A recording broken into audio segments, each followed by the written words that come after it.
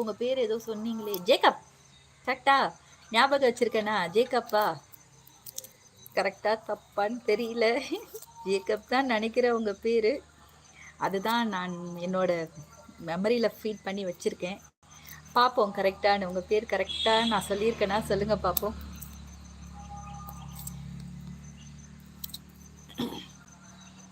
அக்கா, பேய் இருக்கா இல்லையா? உங்கள் வாழ்க்கையில் நடந்த அமானுஷ்ய பதிவை பகிருங்க. பேய் இருக்கா இல்லையா? பேய் இருக்கு, கண்டிப்பாக பேய் இருக்கு.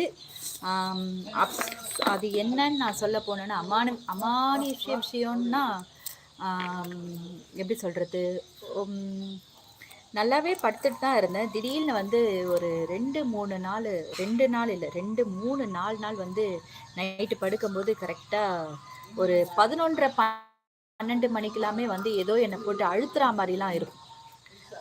ஃபஸ்ட்டு நாள் அப்படி தான் இருந்தது, அழுத்துறா மாதிரியே இருந்தது. ரொம்ப பயந்தேன், ரொம்ப அழுதேன்.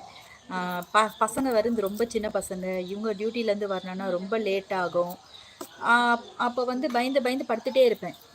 ரொம்ப நேரமாக அந்த மாதிரி இருந்துக்கிட்டே இருக்கும். அந்த நேரத்தில் நான் என்ன பண்ணுவேன், மனசுக்குள்ளேயே வந்து சஷ்டிலாம் படிக்க ஆரம்பிப்பேன். சஷ்டிலாம் அப்போயாவது விட்டுட்டு போகுமான்ட்டு சஷ்டிலாம் பட ஆரம்பிப்பேன். கொஞ்ச நேரம் கழித்து தான் ரிலீஃப் ஆகும். அப்பாடா அப்படின்ட்டு பயந்து மறுபடியும் ரிலாக்ஸ்டாக தூங்குவேன். அதே நாள் மறுநாள் நைட்டு வரும்போது அதே மாதிரி ஒரு பயம் வரும். ஐயோ இன்றைக்கும் வருமா? அதே மாதிரி பயந்து படுப்பேன். அதே மாதிரி தான் அன்றைக்கும் அந்த மாதிரி தான் பண்ணும். அதே மாதிரி ஒரு கண்டினியூஸாக ஒரு 3 நாள் ஆச்சு. 4வது நாள் நான் தூங்காமல் உட்காந்துக்கிட்டே சஷ்டி புக்கை வச்சு படிச்சுக்கிட்டே இருந்தேன். படித்து டயர்டாக ஆகிட்டு எனக்கு என்ன அறியாமையே நான் தூங்கிட்டு இருக்கேன்.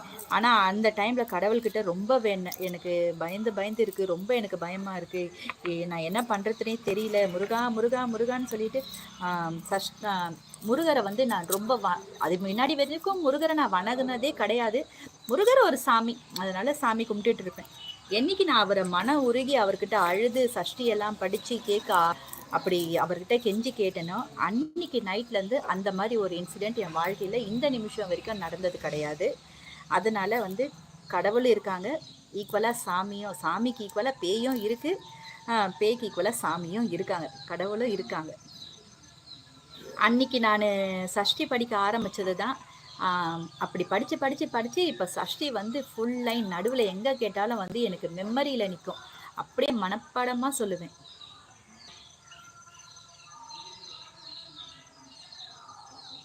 ஐ came to India. India வந்துட்டிங்களா?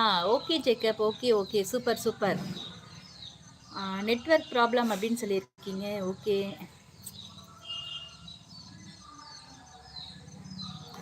Motivation கொடுங்க. என்ன மோட்டிவேஷன் கொடுக்கறது? எனக்கு 4 பேர் கொடுத்தா நல்லா இருக்கும்னு நினைக்கிறேன். வாழ்க்கையில் நான்லாம் ரொம்ப நிறைய அனுபவப்பட்டிருக்கேன், அடிபட்டிருக்கேன். இப்போவும் வந்து நிறைய பல விஷயங்களை தெரிஞ்சுக்கிட்டு தான் இருக்கேன். வாழ்க்கை எனக்கு ஆரம்பித்ததுலேருந்தே வந்து இந்த நிமிஷம் வரைக்கும் கூட நிறைய கஷ்டம், கவலைகள், கஷ்டம், இதை மட்டுமே தான் பார்த்து மீண்டு வந்திருக்கேன். ஒரு இடத்துல ஒரு அனுபவம் எனக்கும் இருந்திருக்கு. நிறைய மோட்டிவேஷன் ஸ்பீச்னால் அது கொடுக்குற அளவுக்கு அவ்வளோ பெரிய ஆள்லாம் நான் கிடையாது. ஓகேங்களா? எப்போவும் எல்லாருக்கும் நல்லதே செஞ்சுட்டு போங்க. Correct, still you are remember me மைனி. தேங்க்யூ ஸோ மச் சொல்லிக்கிங்க. Welcome Jacob, welcome.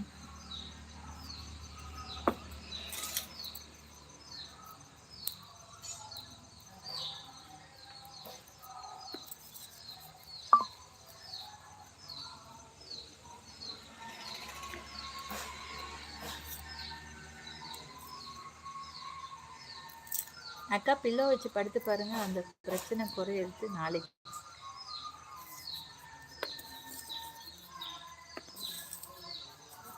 அவ்வளோ பெரிய pillow வச்சுக்கணுமா?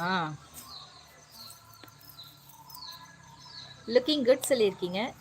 Thank you Varun, thank you. Now I am enjoying with my family அப்படின்னு சொல்லியிருக்கீங்க. கேம் டு இந்தியா ஃபார் அப்படியா? New year celebration, 20 days holiday. 20 days ஹாலிடேவா? Super Jacob, நல்லா enjoy பண்ணுங்கள் ஃபேமிலியோட, நிறைய டைம் ஸ்பெண்ட் பண்ணுங்கள்.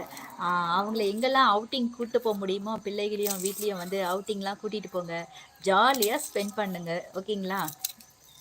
வெறும் 20 days தான் லீவா உங்களுக்கு? ஓகே, சரி.